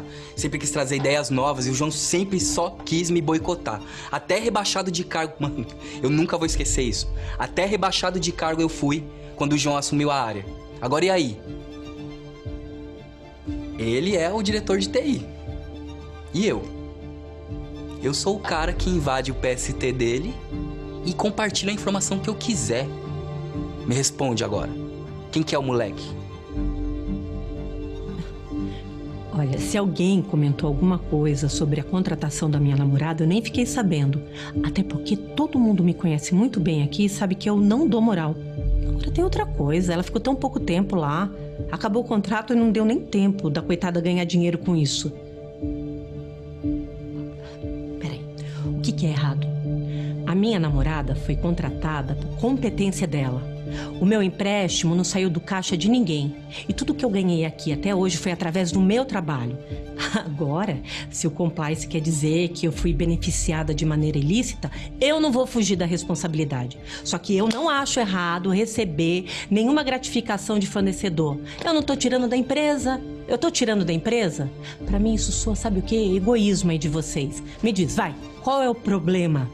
Agora, vocês resolveram tratar tudo isso como se fosse aquela corrupção, coisa de TV. Nossa, que tempestade! Que é isso? Eu sempre recebi coisa de fornecedor. Todo mundo recebe. E às vezes sim, até em dinheiro. Mas isso nunca foi segredo, era só perguntar. Me dá um motivo para eu não aceitar. Acontece que meu salário aqui não dá. Eu pago aluguel, eu pago IPTU, IPVA, eu tenho dívida. Você sabe o que é dívida? Vai lá, vocês estão fazendo tudo? Abre minha conta, vai ver que só tem um empréstimo. Abre lá, eu dependo disso. E eu fico louca para que alguém me ofereça alguma coisa, porque eu vou aceitar na hora. E quando chega um fornecedor novo aqui, ele já sabe do esquema. Todo mundo sabe, isso não é só aqui, é em todo lugar. E agora me diz... Quem nunca tirou proveito de uma situação? Quem nunca tirou proveito de uma situação? Bom, o fato, pessoal, é que todos os profissionais são potenciais fraudadores assediadores. Todos. A gente viu aqui três casos reais. Obviamente, a gente encenou, né, com atores, mas a fala deles é exatamente como eles falaram durante as entrevistas que conduzimos. Exatamente, a gente não tirou nada. Então, isso nos leva à reflexão de que todos são potenciais fraudadores, assediadores, por uma razão simples. Todos eles, esses três personagens e 99% dos 4.300 entrevistados que conduzimos até hoje, que confessaram que praticaram fraude e assédio nas suas organizações, eles entraram não com o objetivo de praticar essas ações, eles entraram com o objetivo de trabalhar e fazer sua carreira. Então, ou seja, se eles entraram com o objetivo de trabalhar e fazer sua carreira e aí alguma coisa deu estalo, a gente precisa buscar entender esse estalo. Um primeiro ponto que chama atenção, principalmente no primeiro caso lá da Sara, ela destaca que ela estava sob pressão. E a pergunta que eu faço é o seguinte: quem nunca se sentiu pressionado para alcançar resultados, para rever uma situação, conquistar clientes, principalmente agora que a gente está vivendo uma situação complexa de pandemia? Ou seja, quem nunca agiu sob pressão? Muitas vezes, esse é um gatilho comportamental que leva a pessoa a cometer ações de fraude ou de assédio. Agir sob pressão. Por quê? Porque quem age sob pressão está numa situação vulnerável, está numa situação muito exposta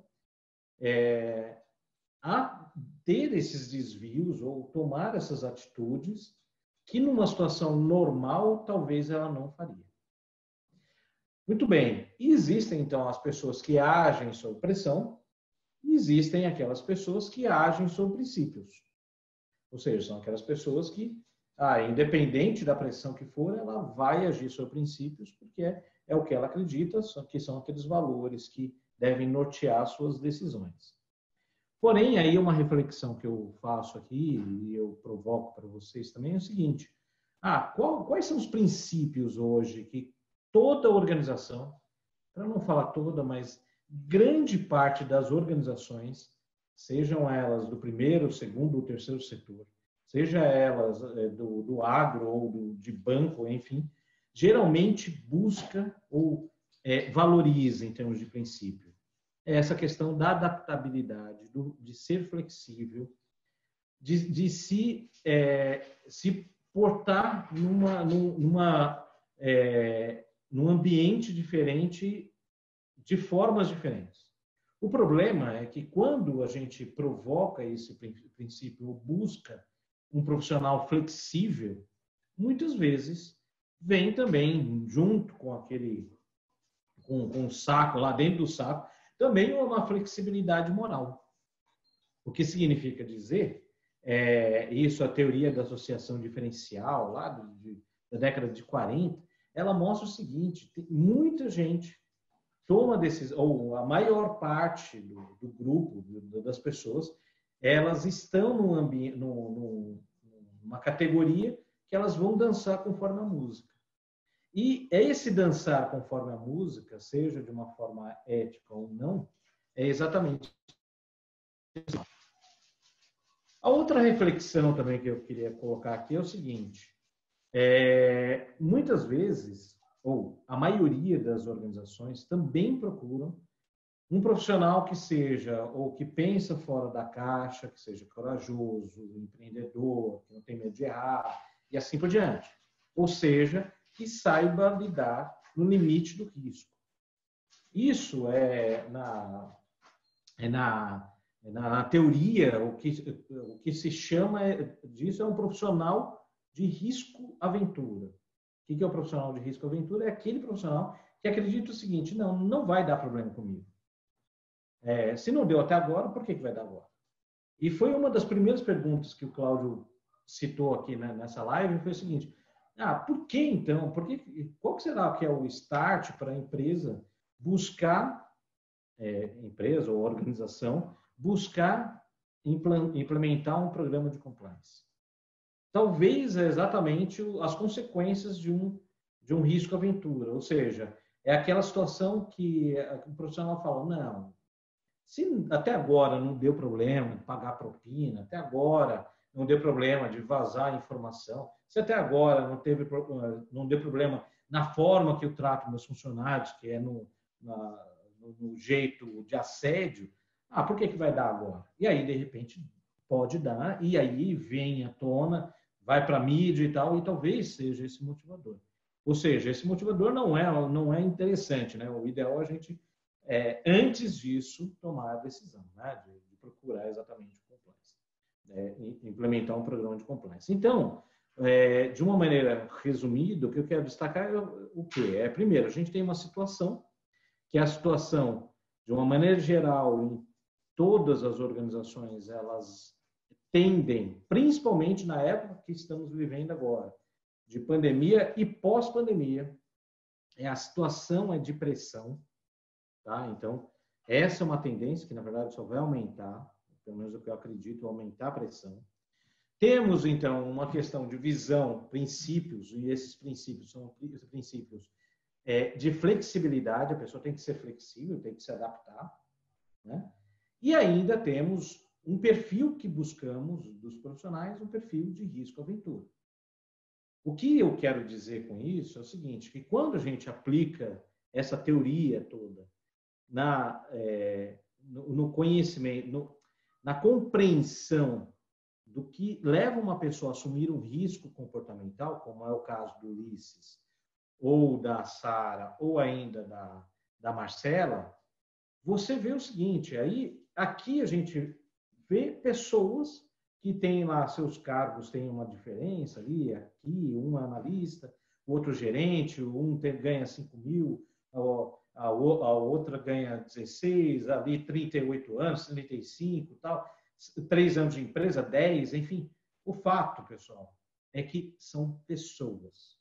São pessoas que estão vivendo essa situação, esses princípios, ou enfim, o que se busca, e também em termos de perfil. E aí, para encerrar aqui a minha fala, o que eu queria destacar não adianta a gente demonizar o fraudador ou o assediador. Não adianta. Porque se a gente demoniza eles, a gente se afasta dessas pessoas, e a partir do momento que a gente se afasta, a gente não consegue ter empatia. E não tendo empatia, a gente não consegue entender esses gatilhos comportamentais que levam uma pessoa a agir não compliance. Enfim, no começo eu tinha falado que todos os profissionais são potenciais fraudadores e assediadores, agora eu quero provocar mais. Na verdade, nós, todos aqui nessa live, todo mundo que está assistindo aí, são potenciais fraudadores e assediadores, considerando esse contexto todo que a gente discutiu aqui. E se a gente partir desse pressuposto, e se a gente considerar que, na verdade, são pessoas, aí sim a gente consegue mudar esse cenário para buscar ou gerar agentes de transformação. E agentes de transformação é exatamente fazer com que o compliance seja real e efetivo, de pessoa para pessoa. Então, era isso que eu queria falar. E muito obrigado por me ouvir.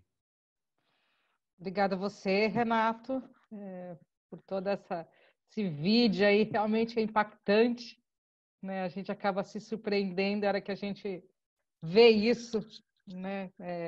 Será que é real, né? Mas, enfim, agradeço aí.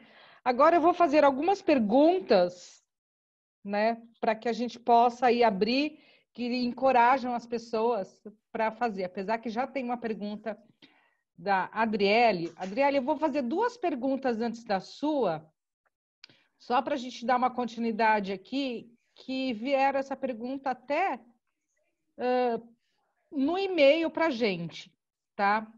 vai para o Cláudio Torquato. Cláudio, vocês acreditam que as medidas necessárias para fazer parte do cadastro íntegro serão capazes de motivar as empresas a trilhar o caminho para concorrer ao selo? Bom, essa é a nossa fé, né? Não só o selo, mas como você reprisa aí constantemente, chegar no creme de la creme, que é o Proética, né?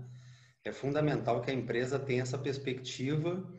O Adilson, trilhando o caminho suave que o Adilson construiu aí, a partir dessa semeação que o cadastro, ao plantio que o cadastro coloca, oferece para a empresa, para que ela possa chegar ao selo amarelo, como é o caso da PIF-PAF e as outras empresas, e depois ela consiga, com maturidade já, com um programa já rodando há algum tempo, já testado. A apresentação do Lapola foi muito interessante em relação à demonstração de que não é uma empresa, não depende do porte da empresa, né? Não é uma empresa com... A gente pensa que uma grande empresa de 30 mil pessoas vai conseguir né? Essa tem um compliance firme que ele consegue demonstrar. Não, às vezes é um compliance enxuto, redondo, dentro de uma perspectiva até menor de atuação, onde acho eu até que as perspectivas aí as perspectivas de relação pessoal, às vezes, quebram muito, né? Esse compliance aí necessário do dia a dia. É desafiador sob esse aspecto, né? Então, sim, nós temos muita fé que o caminho é esse. A decisão da mudança, né, de atitude, semear, chegar ao cadastro, selo, renova e, em breve, eu não tenho dúvida que o salto para o Proética vai acontecer. Agradeço. Tem mais uma pergunta aqui, que dando continuidade disso, eu vou fazer a do Tiago, né? Uhum. Tiago, se uma empresa conseguir se inscrever no cadastro Agroíntegro esse ano que vem, já é possível essa empresa concorrer ao selo Mais Integridade? Assim, sim, eu vou até vou parafrasear o Pedro aqui, né? Pedro falou bem quando ele falou da Castrolândia no final da apresentação dele. Ele falou, a Castrolândia hoje já está pronta para concorrer, para entrar no cadastro e já competir já ano que vem forte para o selo, para conseguir o selo verde, o selo Mais Integridade do primeiro ano. Eu acho que sim, é possível, tem todas as condições de... Veja, o cadastro só exige ali que você tenha uma área designada, faça a associação, faça o pacto, isso é importante até marcar isso aí, assine o pacto com o Instituto Ethos, vá ao aplicativo, o app lá da Alliance, preencha lá o app da Alliance e demonstre o resultado do preenchimento e tenha um canal básico de denúncia para quem está começando ali, né? O teu programa de integridade, um canal de denúncia é o básico, né? Para você depois partir para frente. Então, sim, eu acho que é possível, sim. E uma outra pergunta que eu vi em algumas lives que foram bastante pertinentes, né, do agro, a necessidade de empresas que já possuem o selo Mais Integridade fazer o cadastro do Agroíntegro, o tempo de 2 anos no cadastro será suficiente para concorrer o selo? Essa do tempo já foi, eu acho que é mais do que suficiente, né? Eu queria só focar não há necessidade. Quem já tem o selo já passou dessa fase. Quem já tem o selo vai namorar agora lá no Proética, vai ficar olhando para o Proética, desejando ele, né? E vai conseguir. A gente acredita que com o tempo ele vai chegar lá. Perfeito. Agora vamos para a pergunta da Adriele, que aí a gente passa para a última pergunta para o Cláudio aqui. Olá, Cláudio. Um dos critérios do selo é canal de denúncias implementado. Esse critério leva em conta apenas a implementação do canal ou é feita por uma avaliação de valor das denúncias? Por exemplo, se elas são ou não relacionadas aos temas de compliance, se elas são realmente tratadas. Por exemplo, se o fluxo de recebimento é sigiloso, se o compliance avalia e há tratativas, etc. Outro critério é se sem ações judiciais sobre conduta corruptiva ou PA este critério é no momento da aquisição do selo ou atemporal? A empresa nunca deveria ter tido processo ou par? Não. Não é uma pergunta, não é uma aula sobre o selo. Então, vou tentar ser bem direto aí nas respostas. Você consegue ver a pergunta aí no chat? Consigo, eu vejo ela aqui, ela está quebrada em várias partes, mas sim. O canal de denúncia, a PIF-PAF concorreu no primeiro ano e ela viu que no decorrer das portarias que vieram, as seguidas portarias do selo, foi aumentando um pouco a especificidade dos canais de denúncia. Por quê? Porque o comitê foi exigindo um pouco, um mergulho maior ali no quê? Primeiro, que você consiga trazer denúncias anônimas. A pessoa não quer se identificar. Eu consigo? Nem todo mundo tem coragem de botar a cara a tapa. Aí o Renato dá aula sobre isso aí. Ontem mesmo ele falou, aquele negócio do cara estar exposto, às vezes ele não quer. Eu quero fazer anônimo, quero ficar anônimo e não quero falar da pessoa e que isso sirva de insumo para você fazer alguma coisa. A gente começou a cobrar da empresa que ela demonstrasse essa forma de proteger, não é nem proteger a identidade, mas deixar com que a pessoa fale sem ter que se demonstrar. Sem ter que demonstrar. Na administração pública federal, existe um decreto que fala isso hoje. Já é assim. A denúncia anônima não é desconsiderada também para o órgão público federal. Então, sim, ela tem que demonstrar que o canal de denúncia funciona, tem uma volumetria, um tratamento, um case que ela vai apresentar também de tratamento. E já passando ali para o fluxo de recebimento e ações judiciais, não. Ela sim, ela vai ser cobrada de não haver par em curso e decisão judicial nos últimos 2 anos, 24 meses. Se ela teve antes disso, aí não há problema. Para nós, ela vai dizer que já resolveu, transitou em julgado há mais de 2 anos, está resolvido o problema dela. É isso, em síntese, eu acho que aí tá bom. Perfeito. Aí dando continuidade aí dessa pergunta, eu vou passar para o Adilson. Vou fazer uma pergunta para você, Adilson, até como especialista em canais de denúncia, né, da Via Ética, acho que nada melhor que você. Um dos passos, né, que o Cláudio falou aí, que a gente sabe, um dos passos sugeridos, né, da Via Ética para o caminho suave, para a integridade, é semear e cuidar, né? A gente queria ouvir sobre a importância dessa etapa para as empresas da cooperativa do agro, né? E como atuar nessa forma do dia a dia, e a importância, sim, do canal de denúncia e a maneira correta, né, de como receber e tratar essa denúncia. Legal, obrigado pela pergunta. Eu vou falar um pouquinho da experiência que eu tenho como passagem em empresas, onde a gente faz avaliação da maturidade do programa de integridade das empresas. Aí isso também depende do tamanho, depende do momento, né? Mas eu já me deparei com empresas gigantes, com passagens internacionais, não só no Brasil, onde tem um programa muito extenso, muito grande, até para requisitos de ISO a 19.600, a 37.001, onde eles pecavam nessa questão do cuidado, do semear mesmo, né? Às vezes você passa para vários departamentos, todo mundo lá assinou o código de conduta, todo mundo um dia teve um treinamento, mas a cultura não estava clara para lá, né? Então, você vê essa coisa de semear e cuidar, de ter uma área, ter pessoas, né? Às vezes essa empresa também não é grande, não precisa ter muitas pessoas, mas tem que ter um cuidado diário mesmo, um cuidado mensal, ter um planejamento para que aquilo siga e vá acontecendo, né? Eu vou dar um exemplo aí de caso, não dessa empresa, já para outros, né, de canal de denúncia, né? A importância, como o Cláudio mencionou, deu o exemplo da PIF-PAF. A empresa tem um canal, ela adotou, já estava há vários anos lá o canal, e quando você fala assim, peraí, esse telefone aqui, quando toca, quem que atende o telefone, né? Não, esse telefone é interno mesmo, esse telefone é passado lá para o pessoal quando tem denúncia. Tá bom.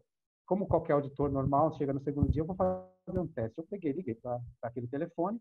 Quem atendeu foi a moça da secretária, que estava numa sala do lado da minha, que eu conhecia ela todo dia de manhã, falava oi, bom dia. e falei, olha, eu quero fazer uma denúncia, assim, mas quem que é você? Eu falei, não, eu não quero me identificar. Eu queria fazer uma denúncia, mas sobre o que é? É alguma área? Eu falei assim, eu quero falar, uma denúncia sobre compras, processo de compras e tal. Ela, tá bom, só um momento. Ela me transfere para o departamento de compras. Como é que um processo de denúncia vai ser passado para a área que está sendo alegada? Ou seja, eu voltei lá, falei para eles, olha, não é uma boa prática você ter um canal de denúncia onde as pessoas não estão orientadas, em primeiro lugar, não tem segurança que a denúncia vai chegar para aquela pessoa. Porque se aquela menina da recepção, vamos supor que fosse qualquer outra área, fosse de uma denúncia de uma pessoa que fosse amiga dela ou um conhecido, ela teria a chance de passar para lá. Então, eles entenderam que um canal de denúncia deveria ter uma independência, um canal onde tivesse uma regra, critérios para se analisar, né?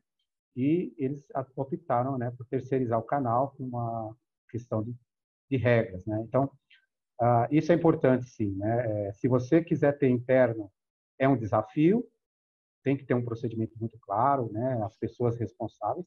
E o externo também, você buscar empresas que tenham condições de oferecer para você um serviço que vá te atender plenamente com segurança, né? Então, só complementando, Adilson. Desculpa, pode falar. Débora, eu queria fazer um complemento em cima do exemplo que o Adilson trouxe. Nós da PIFPAF passamos por esse processo, né? Quanto que é importante ter, não é uma regra, mas é importante ter o canal numa empresa terceirizada, né? As pessoas passam a ter um pouco mais de confortabilidade, né? Ou confiar mais no canal, por saber que não tem alguém dentro da empresa que permeia todas as outras esferas para poder fazer sua denúncia e fazer seu relato. Eu lembro que no primeiro ciclo do Selo AgroMais, a gente tem que fazer toda essa explanação de um case, como ele é tratado, a confidencialidade e tudo mais, e trouxe um aprendizado para a gente fomentar um conteúdo para uma próxima formação das pessoas, que olha como acontece o fluxo de investigação de uma forma muito clara para vocês entenderem o processo.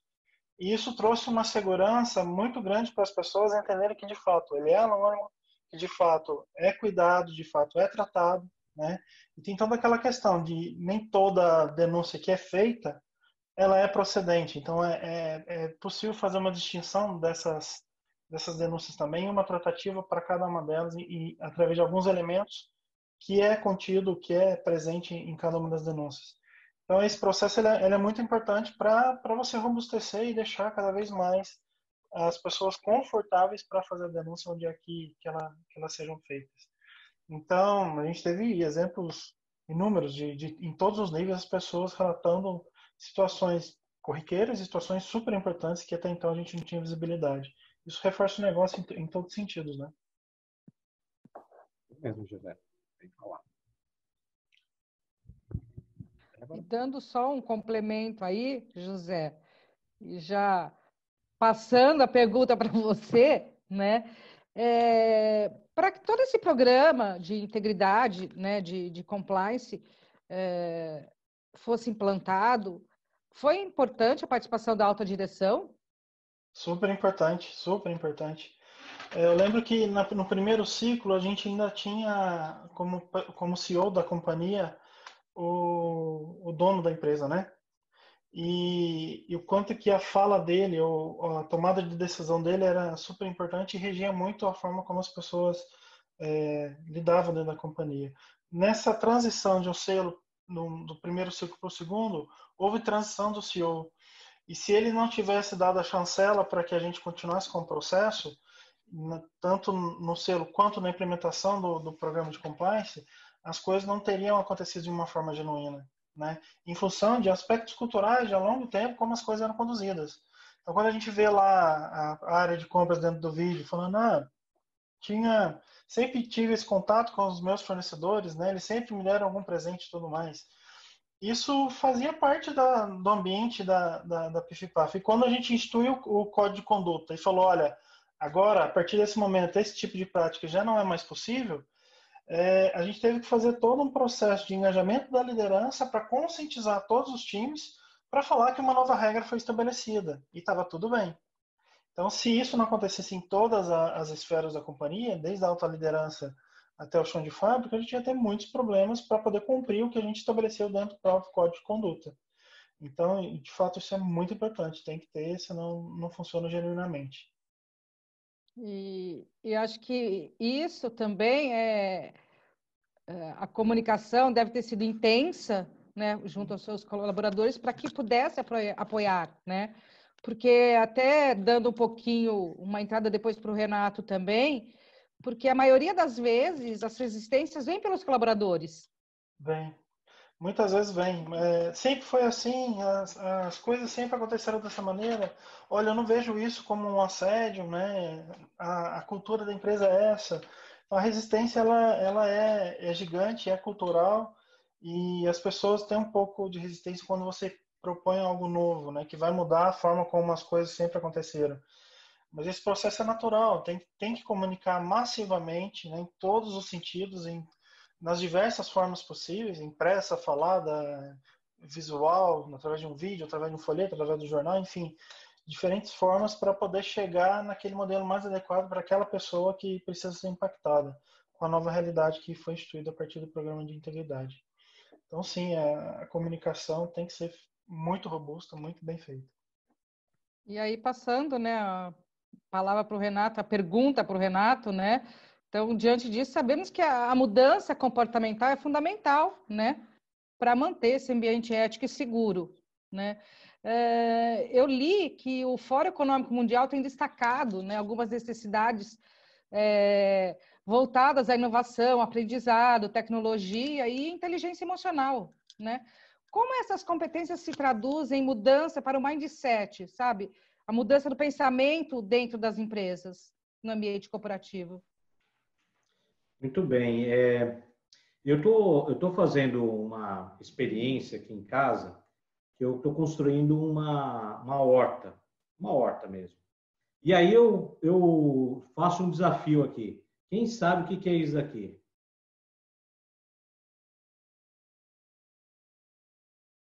Ninguém arrisca? É um termômetro. A temperatura de quem? A umidade da terra. Da terra. Medidor de pH. Opa, muito bem, muito bem. O Pedro já foi. Pedro, não vale também, né? Você não vale. Era um detector de mentira. Detector de mentiras, né? E é isso mesmo. Aqui é um aparelho que eu comprei aqui, que é para analisar o pH, a temperatura da terra e umidade. Eu acho que é isso, Ainda eu não usei, nem sei usar ainda, estou me aventurando nessa história. Mas por que eu estou colocando isso nessa metáfora que tem a ver com agro, né? Porque a gente precisa medir. Quando a gente está falando de comunicação, de compliance, para ser uma coisa efetiva, você precisa medir o seguinte, como que estava a cultura antes de um programa, um treinamento e etc., ou seja, das ações de integridade, como que estava essa cultura antes e como que está agora. Se a gente não tiver alguma forma de medir isso, vai muito do nosso feeling e tal, eu acho que o pessoal está entendendo e tal, não sei o quê. E aí a gente vê algumas barbaridades, assim, sabe? Que aí a pessoa está lá a pessoa está num outro ambiente, num contexto completamente diferente. A gente fez um treinamento específico e bem focado para fazendas há pouco tempo atrás. E assim, eu aprendi muito, porque não adianta você apresentar lá, uma situação, uma simulação, que a pessoa está no computador, não sei o que. Não, ele está na fazenda e o problema ali é que ele não está seguindo o compliance ou a política de compliance em relação a, por exemplo, levar o colega dele na caçamba da picape, entendeu? E isso aí é um exemplo bobo, mas é só para explicar o quanto que você precisa chegar para a realidade da pessoa. Se não tiver isso, aí o compliance fica... E eu já ouvi essa fala diversas vezes de entrevistados, o cara falando o seguinte, compliance ou integridade, ou os caras lá do carpete, que fica lá no ar-condicionado, descendo regra aqui é diferente, aqui é o...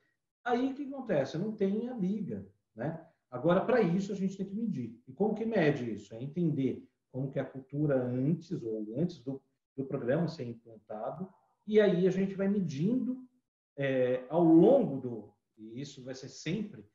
Por quê? Porque, de repente, o tema agora que a gente tem que dar foco, como o José Borges comentou, foi o seguinte: eu tenho que dar foco em assédio. Porque o pessoal tá sem noção do que é assédio. Tanto, de repente, não é que está tendo muito assédio, talvez as pessoas acreditam que qualquer coisa é assédio. Então, eu preciso falar para elas o que não é assédio. Então, não sei se eu respondi e se ficou claro.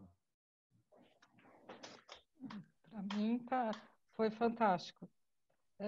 Tem uma pergunta aqui, que acho que aí vai Cláudio e o Marcelo também vai poder dar uma resposta e ajudar a contextualizar isso.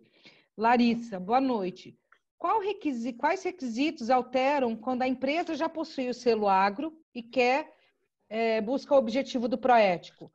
Qual o tempo em média de um passo para o outro? O Proética, ele serviu de inspiração, os requisitos ali são basicamente os mesmos, o aprofundamento nas respostas e na comprovação da efetividade da pergunta que é o senão aí, né? Então, a CGU aprofunda muito mais, é um questionário muito mais detalhado que a apresentação de documentação, que é o caso do selo, mas vai girar sobre esse rol de perguntas, esse rol aí que a gente expôs e que o Lapola também detalhou, não tão voltado para a área de sustentabilidade e de responsabilidade social como é o selo também, né? Então, você vai ter que demonstrar um pouquinho mais de aprofundamento nessa linha anticorrupção. E lá também diferentemente do selo que é apresentar documento ou não apresentar documento, lá é uma pontuação, você vai ganhando pontos e, ao final, você tem uma pontuação que te permite ganhar a premiação. Eu acho que o Lapola pode até falar melhor, né? Débora, eu acho que o Cláudio esgotou o que diferencia um do outro e fica prejudicado em relação à minha pergunta sobre o tempo de passagem de um para outro, porque eu não tenho esse estágio do selo. Mas em relação à pontuação, que aí é exclusivo do Proética, eles têm os critérios que eles estabelecem no edital, a pontuação máxima são 100 pontos, o aproveitamento mínimo necessário para aprovação são 70 pontos, e você não pode fazer menos do que 40 pontos em nenhuma das áreas de avaliação deles. Tá? Então, nenhuma área menos de 40, na média de todas, ao menos 70. E isso é que vai ser a diferença de quem é aprovado e quem não é aprovado para o selo Proética, tá?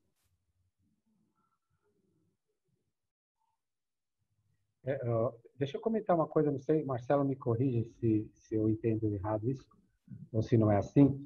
Eu acho que no site do Proética a pessoa pode pegar o questionário e já ir treinando, né, para poder saber se tem condição de estar evoluído ou não. Dá para fazer isso? Isso, dá. Eles disponibilizam, inclusive, relatório das empresas aprovadas, tá? Então, como eu falei, o material que eu compartilhei, a ideia é disseminar as boas práticas. Então, hoje é possível você obter o relatório das empresas aprovadas. Claro que alguns dados são suprimidos.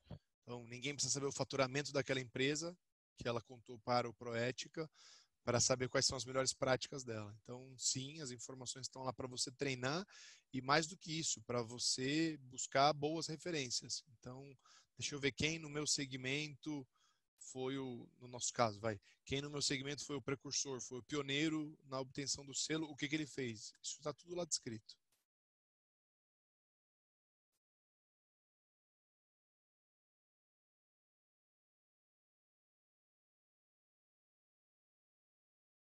Débora, você está mutada. Desculpa.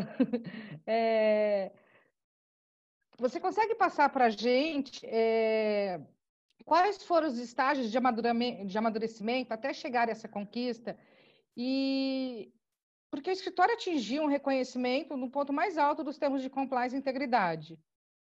né? Ainda mais num setor tão complexo que é o mercado jurídico. Você consegue passar para a gente isso, esse estágio de amadurecimento e o que trouxe de reconhecimento e o que mudou para a empresa? Para o escritório, na realidade? Sim, claro, claro. Eu acho que uma parte eu já falei, acho que o primeiro estágio fundamental, ele foi o compromisso da alta direção, que ele, inclusive, foi antecedente à própria existência do escritório. Então, lá atrás, a gente já estabeleceu esse norte na nossa atuação, que a gente teria a integridade, a ética como substrato do escritório, e o selo Proética poderia representar o reconhecimento da boa aplicação disso. Então, acho que, primeiro, compromisso da alta direção. A partir daí, por se tratar de um escritório de advocacia que presta suporte, consultoria em compliance, a gente usou o nosso próprio know-how para desenvolver documentação e os processos internos. Claro que a gente não resolveu tudo em casa, a gente teve a ajuda de auditores externos, inclusive buscamos certificações independentes, preliminares anteriores ao Proética, mas também segmentadas no combate à corrupção, para que a gente tivesse ali a temperatura da maturidade do nosso programa. Acho que um estágio que você também não pode pular é o estágio do treinamento, que tem que ser sucessivo, exaustivo, repetitivo, porque senão você não consegue tirar do papel mesmo. E aí sim, em algum momento a gente conseguiu alcançar o selo. O que é interessante é que a partir daí a gente de fato vai para um outro momento, e eu digo isso para todo mundo, acho que porque é um fato positivo. Pelo menos foi a experiência que nós tivemos no escritório. Uma vez obtido o selo, a partir dali foi muito mais fácil conseguir o engajamento das pessoas, porque parece que até conseguir o selo era a gente que estava empurrando para falar, isso aqui é a nossa cultura, a gente tem que ir por aqui, isso aqui faz sentido, isso aqui a gente dá valor. A hora que veio um reconhecimento externo, as pessoas da corporação que passaram a ter orgulho daquele reconhecimento, eles se tornaram ainda mais e muito mais espontaneamente fiscais do próprio programa. Então, tem muita gente no escritório que é completamente distante da área de compliance e que volta e meia procura o compliance para dizer, escuta, eu estava pensando lá que nosso programa não tem tal coisa, ou como a gente resolveria uma situação assim, ou eu ouvi num webinário, numa live de compliance, alguém falando de tal coisa, a gente tem isso no escritório. Então, de todos os estágios, é claro que a criação, né, é a mais importante, o estágio de aprimorar o programa é o mais importante, mas ele é um estágio mais dolorido e menos natural. O estágio posterior à obtenção do reconhecimento, você fica com a responsabilidade de manter a régua alta, mas você também tem muito mais colaboração. Então, para quem está trabalhando hoje em busca do reconhecimento e fala, caramba, como é difícil conseguir a adesão das pessoas, a minha experiência é que uma vez conseguido o reconhecimento, essa adesão vai ser mais natural. Então, continuem fomentando ela, ainda que forçadamente, num primeiro momento. Legal, obrigado. E dando continuidade, né, do que o Marcelo falou, do que as perguntas aí, agora, pelo que o Pedro da Castellânia falou, estão em busca do cadastro e até do selo, né, Pedro? Eu gostaria de fazer uma pergunta, eu sei que a gente não tocou nesse assunto, a gente já passou o tempo, mas a gente nem vê, né, quando está numa live as coisas vão surgindo, vão rendendo, né? Eu sei que vocês estão aí buscando. Agora, me fala um pouquinho, durante essa pandemia, que a gente não falou até agora, né? Porque só tem isso que se fala, mas eu acho que é pertinente, tá? Algumas empresas estão exigindo a maior transparência, né? A gente vê aí nas procedências dos produtos, manuseio dos alimentos, né?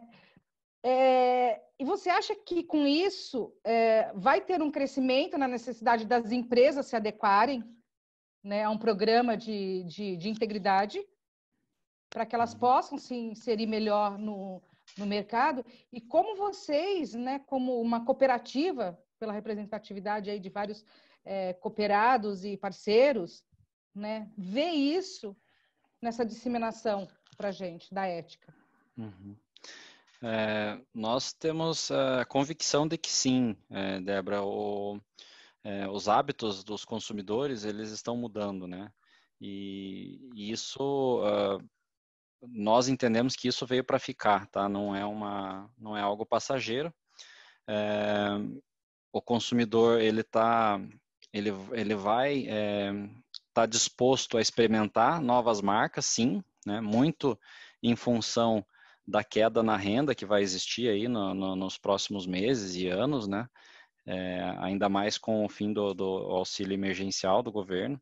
Então, essa queda na renda vai fazer o consumidor estar disposto a experimentar novas marcas, né? Por outro lado, ele está valorizando cada vez mais essas questões de saudabilidade, sustentabilidade e integridade também. Então, ao mesmo tempo que ele está olhando para o preço do produto, ele está disposto a abandonar aquela marca líder que ele comprou a vida toda, talvez por uma questão ali de preço, mas ele vai sim valorizar esses outros aspectos, né? Então, nós entendemos que essas questões, e a integridade faz parte dela, vai ser um requisito para a gente se manter no jogo. Quem não for, empresas que não forem éticas, né, não forem íntegras, não tiverem no escopo aí o trabalho sustentável e também a responsabilidade social, elas vão estar fora do jogo, né? Essa é a convicção que a Castrolanda tem, pelo menos, nesse cenário pós-Covid, tá? Ótimo. E complementando isso, eu acho que o Adilson pode me ajudar aí, né? Várias empresas, a gente sabe que essas práticas de integridade têm uma participação no mercado que acham que é muito difícil, né? Que é um bicho de 7 cabeças implantar esse programa de integridade, né? E mesmo o primeiro passo para o cadastro íntegro, quer dizer, as exigências são poucas. Adilson, você pode falar um pouquinho para a gente como que é começar a implantar isso, os resultados rápidos? Tá. Como a gente vem falando, né, desde o início, né, a gente tentar deixar isso um pouco mais leve e mais compreensível para as pessoas não ficarem afugentadas, né, e tomar o primeiro passo e seguir, né.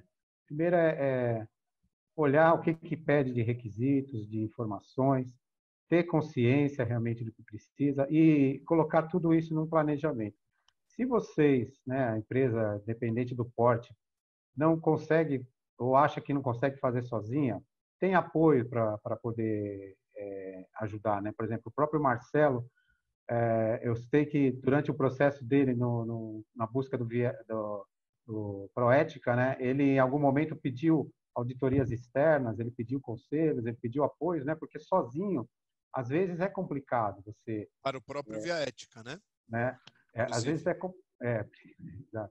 às vezes é complicado, né? Você, às vezes, interpretar uma coisa, achar que não consegue, e às vezes você, com uma visão externa, tem uma solução rápida, até de mercado, né? De que, olha, isso aqui dá para fazer desse jeito, apoia aqui, vai encurtando os caminhos, né? Então, não é difícil. Nós, como apoiadores das questões do agro, aí, junto com o Ministério, temos ajudado, a gente está à disposição. Tem material bastante no próprio site do MAPA. Como eu falei, a Alliance, o Ethos, eles têm ajudado bastante também nisso. E a gente está aí para poder também colaborar. Não é um bicho de 7 cabeças, Débora. A gente vê vários segmentos, né? Vou citar, por exemplo, os segmentos financeiros. Financeiro é um setor onde já tem evolução do compliance, já por regras, regulações, etc. Então, eles já estão um pouco mais adiantados. A própria indústria tem segmentos. E o agro, né, como eu falei, é um setor muito importante para o nosso negócio brasileiro. Envolve muita coisa no Brasil e globalmente. A gente alimenta uma boa parte da população mundial. Como o Pedro falou, o negócio tem que ser ético, íntegro, com uma visão de confiança externa, né, não só no Brasil. É um setor também a gente vê que tem gente atacando, às vezes, a questão, né? Falei, poxa, o agro faz isso, o agro faz aquilo, o agro não é só negativo, não, pelo contrário, tem muita coisa boa e a gente tem que valorizar isso, né? Eu acho que o programa de integridade dentro do setor agro, e isso sendo espalhados pelas cooperativas, né? Para as demais cooperativas, para as demais empresas, tem que ser todo mundo no mesmo caminho, né? Porque não é meia dúzia ou 10 empresas que têm um programa legal e que é reconhecido que vai representar um setor como esse. Então, não é difícil, as pessoas têm material, têm empresas, têm setores, consultorias que podem apoiar. Nós, só por exemplo, também temos também questões de canal de denúncia que a gente pode elaborar, não é também aquela coisa inviável economicamente, né? E o Renato vai lembrar aí também aquela questão das pesquisas de que quando você não tem um programa, não tem um canal, essas coisas todas, mais ou menos 5% do teu faturamento pode estar sendo perdido por desvios e por fraudes. Né? Quem não é um dono de um negócio que quer ter esses 5% pelo menos minimizado? Então, só por si isso já se basta de investimento, fora o restante, né? E sem contar que, às vezes, você também tem a questão da reputação. Nós temos exemplos claros de empresas que perderam a reputação por fraudes e problemas graves, né? Quanto tempo isso demorou para eles se recuperarem e ainda estão se recuperando? Eu conheço empregados, colaboradores que tinham vergonha de usar o uniforme da empresa porque ela estava passando toda hora na televisão. Então, muitas questões estão aí. Então, difícil não é. É um caminho que não tem volta, como nós dissemos, isso não é sempre assim, vai ser sempre assim. E é o caminho certo para todo mundo, né? Então, ótimo. Gente, estouramos o tempo aí. Alguma pergunta? Alguém tem alguma coisa a complementar para que a gente possa dar o encerramento? Ninguém? Eu queria só complementar a fala da Dilson a respeito desse caminho sem volta, né?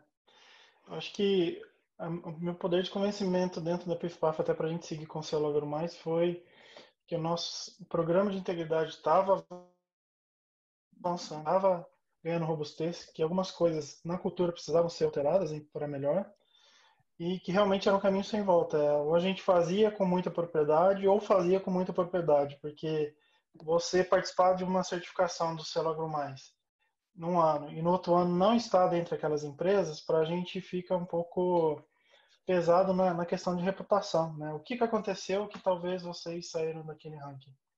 Então a gente passa uma mensagem que não é muito positiva. Então nosso engajamento interno vem muito em função disso. É um caminho sem volta. Vamos olhar para frente, vamos focar em o que tem que ser feito para poder reforçar ainda mais nossas práticas.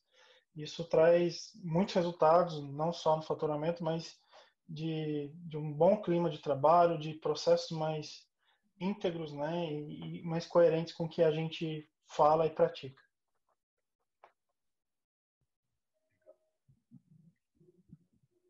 Então, tá ótimo. Só lembrando assim, ó, desculpa, o Cláudio está ansioso para que cada vez mais entre inscritos nos cadastros, que ele quer trabalhar, né, Cláudio? Quer colocar o pessoal do mapa aí para analisar formulários do cadastro íntegro, né? Quanto mais, melhor, né? Sem dúvida, sem dúvida. Isso para nós é um diferencial do setor como um todo que a gente quer ver surgir e ser alavancado cada vez mais. Né? A gente acredita que o agro é tudo, né? Agro é pop, então... Okay. Verdade. Eu acho que aqui cada pessoa que está aqui representa, acho que aí um pedacinho do compliance, né? O compliance ele não é o jurídico, né? O compliance não é a produção, não. O compliance ele é tudo, ele envolve tudo, né? Então eu queria agradecer a todos que aqui participaram, a todos os convidados, né? Que puderam contribuir aí com um pouquinho, né? De informação, de conteúdo, para que as empresas do agro possam, né? Dar esse passo e mostrar que não é tão difícil. Ele pode ser um pouquinho... talvez nós somos mais resistentes do que a própria implantação, né? Mesmo o processo de você fazer o cadastro, né, Cláudio, não é tão complicado. O processo para o selo do agro um pouquinho, mas é uma força de vontade. E para o selo Proética é um pouquinho mais. Mas quando o Marcelo falou, quando isso vem lá de trás, com o pensamento e a mudança do comportamento, também o Renato pode dizer isso, eu acho que se torna mais fácil, né? Então, eu queria agradecer a todos, Cláudio, Adilson, Renato, Marcelo, Pedro, José, quem eu estou vendo aqui, Tiago, Ana Carolina, Adriele, enfim, vários, tá? Eu queria agradecer a presença de todos. Eu vou passar, eu acho que todo mundo que entrou aqui, não sei se fez o cadastro. Se não fez, se quiser deixar o e-mail para a gente aqui, eu vou passar para vocês um e-mail, tá? Com uma pesquisinha, com algumas informações. E é bom, porque a gente vai trocando informações também, e no que vocês precisarem, nos ajudem a disseminar esse conteúdo. Tá? Eu vou passar o e-mail para vocês também, se vocês quiserem alguma informação da Via Ética, de todo esse evento. Tá? E obrigada. Um abraço. E, por favor, Obrigado, terminem pessoal. o evento, os convidados, vocês todos. Obrigado. Até a Obrigado. próxima. Até a próxima. Obrigado. Até a próxima. Obrigado, se Tchau. cuidem. Um abraço a todos. Boa noite. Tchau, um abraço. Obrigada.